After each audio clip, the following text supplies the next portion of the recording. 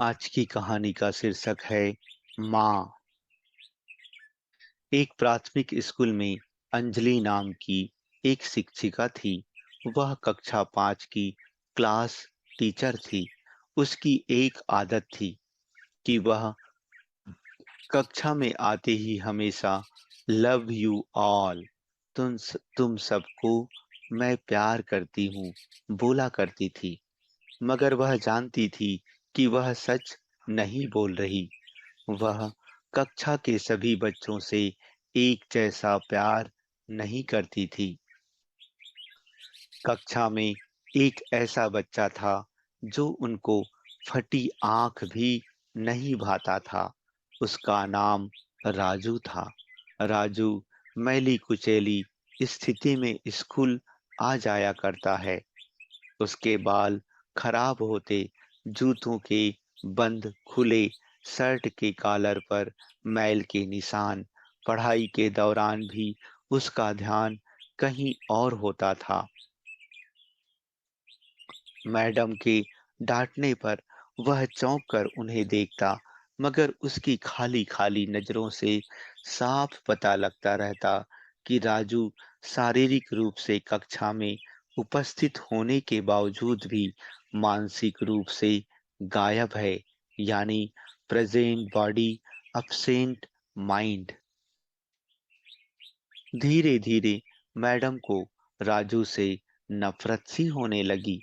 Class में घुसते ही Raju madam की आलोचना का निशाना बनने लगता। सब बुराई उदाहरण राजू के नाम पर किए जाते। बच्चे उस पर खिलखिलाकर हंसते और मैडम उसको अपमानित करके संतोष प्राप्त करती। राजू ने हालांकि किसी बात का कभी कोई जवाब नहीं दिया था।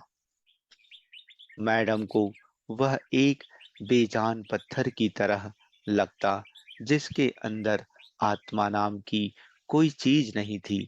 प्रत्येक डांट, व्यंग और सजा के जवाब में वह बस अपनी भावनाओं से, खाली नजरों से उन्हें देखा करता और सिर झुका लेता।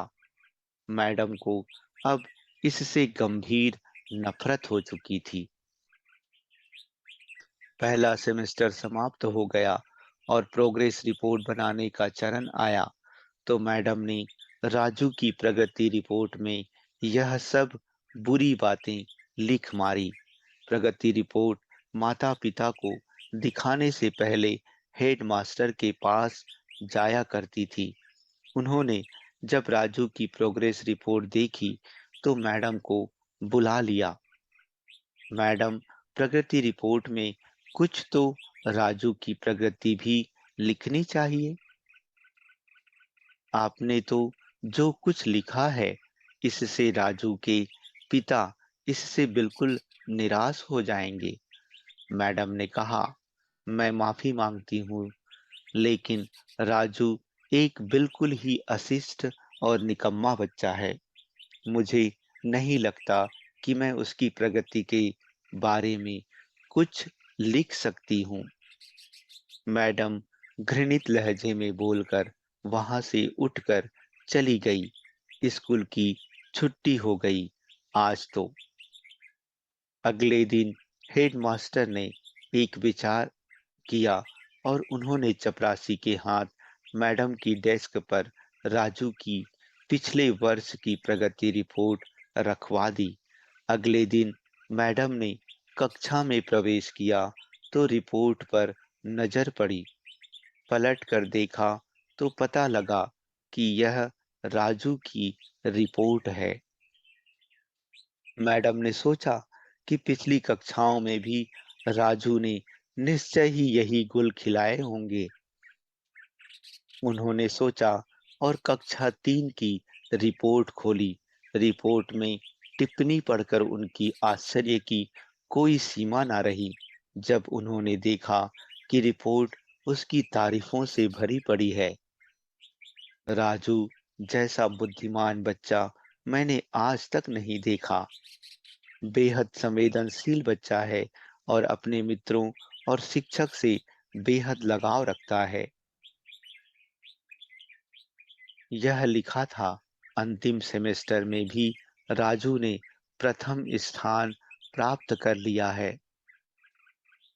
मैडम ने अनिश्चित स्थिति में कक्षा 4 की रिपोर्ट खोली। राजू ने अपनी माँ की बीमारी का बेहद प्रभाव लिया।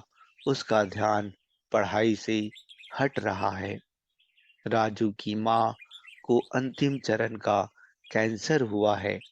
घर पर उसका और कोई ध्यान रखने वाला नहीं है, जिसका गहरा प्रभाव उसकी पढ़ाई पर पड़ा है, लिखा था। नीचे हेडमास्टर ने लिखा कि राजू की माँ मर चुकी है और इसके साथ ही राजू के जीवन की चमक और रौनक भी।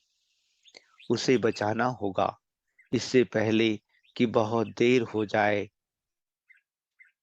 यह पढ़कर मैडम के दिमाग पर भयानक बोझ हावी हो गया। कांपते हाथों से उन्होंने प्रगति रिपोर्ट बंद की। मैडम की आंखों से आंसू एक के बाद एक गिरने लगे।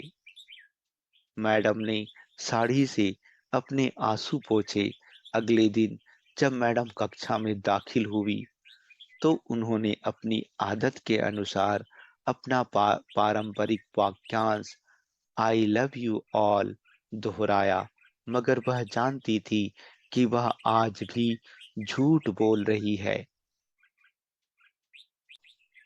क्योंकि इसी क्लास में बैठे एक उलझे बालों वाले बच्चे राजू के लिए जो प्यार वह आज अपने दिल में महसूस कर रही थी, वह कक्षा में बैठे और किसी भी बच्चे से अधिक था। पढ़ाई के दौरान उन्होंने रोजाना दिनचर्या की तरह एक सवाल राजू पर दागा और हमेशा की तरह राजू ने सिर झुका लिया। जब कुछ देर तक मैडम से कोई डांट फटकार और सहपाठी सहयोगियों से हंसी की आवाज उसके कानों में ना पड़ी, तो उसने अचंभे से सिर उठाकर मैडम की ओर देखा। अप्रत्याशित उसके माथे पर आज बल न थे। वह मुस्कुरा रही थी। उन्होंने राजू को अपने पास बुलाया और उसे सवाल का जवाब बताकर जबरन दोहराने के लिए कहा। राजू 3-4 बार के आग्रह के बाद अंततः बोल ही पड़ा। इसके जवाब देते ही मैडम ने न सिर्फ खुद गुस्सा अंदाज होकर तालियां बजाई, बल्कि सभी बच्चों से भी बजवाई। फिर तो यह दिनचर्या बन गई।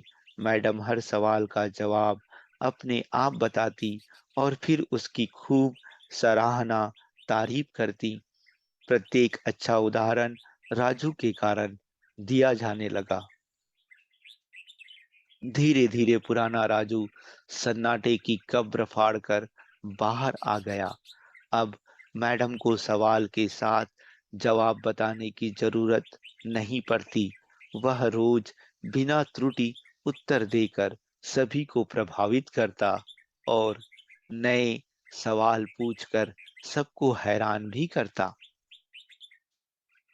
उसके बाल अब कुछ हद तक सुधरे हुए होते, कपड़े भी काफी हद तक साफ होते, जिन्हें शायद वह खुद धोने लगा था।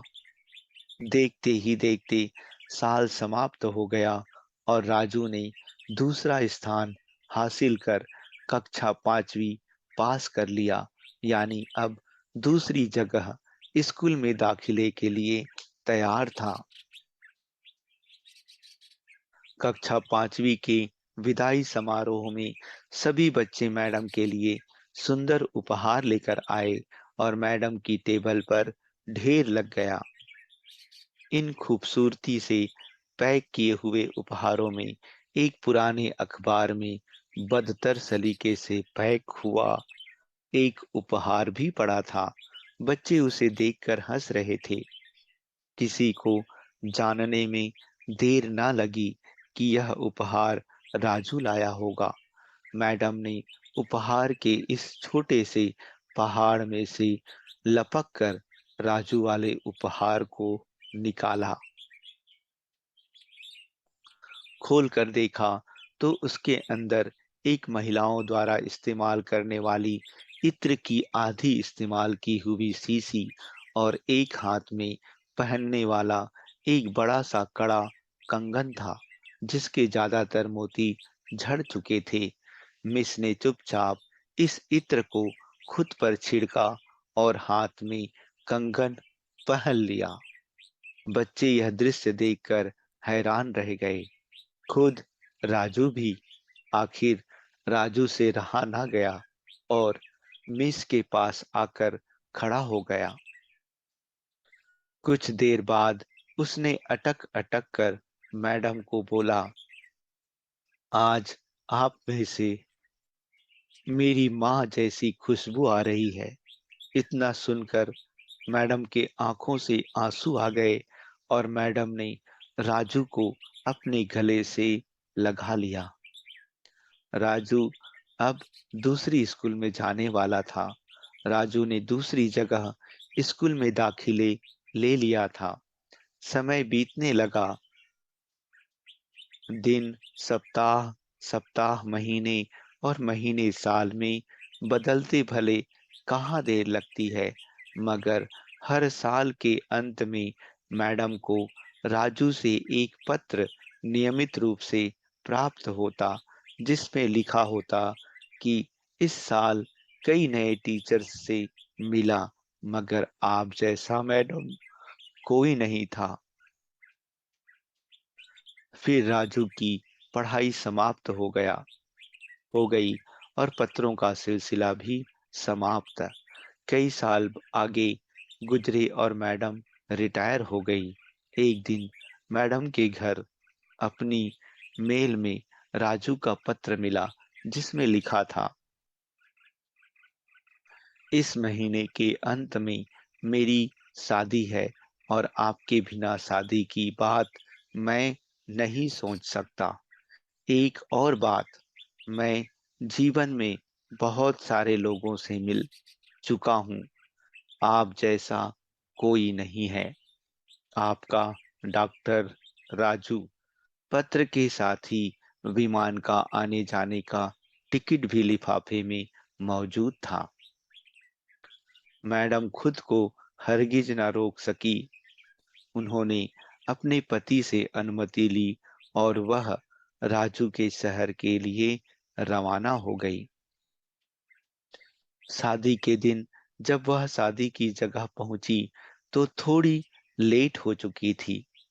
उन्हें लगा समारोह समाप्त हो चुका होगा, मगर यह देखकर उनके आश्चर्य की सीमा ना रही कि शहर के बड़े-बड़े डॉक्टर, बिजनेसमैन और यहाँ तक कि वहां पर शादी कराने वाले पंडित जी भी थक गए थे कि आखिर कौन आना बाकी है। मगर राजू समारोह में शादी के मंडप के बजाय गेट की तरफ टकटकी लगाए उनके आने का इंतजार कर रहा था। फिर सबने देखा कि जैसे ही एक बुढ़ी औरत ने गेट से प्रवेश किया, राजू उनकी ओर लपका और उनका वह हाथ पकड़ा जिसमें उन्होंने अब तक वह कड़ा पहना हुआ था, कंगन पहना हुआ था, और उन्हें सीधा मंच पर ले आया। राजू ने माइक हाथ में पकड़कर कुछ यूं बोला, दोस्तों, आप सभी हमेशा मुझसे मेरी माँ के बारे में पूछा करते थे और मैं आप सबसे वादा किया करता था कि जल्द ही आप सबको उनसे मिलाऊंगा। ध्यान से देखो, यह यह मेरी प्यारी सी माँ दुनिया की सबसे अच्छी है। यह मेरी माँ, यह मेरी माँ है। प्रिय दोस्तों, इस सुंदर कहानी को सिर्फ शिक्षक और शिष्य के रिश्ते के कारण ही मत सोचिएगा। अपने आसपास देखें, राजू जैसे कई फूल मुरझा रहे हैं, जिन्हें आपका जरा सा ध्यान, प्यार और स्नेह नया जीवन दे सकता है। अच्छा दोस्तों, धन्यवाद।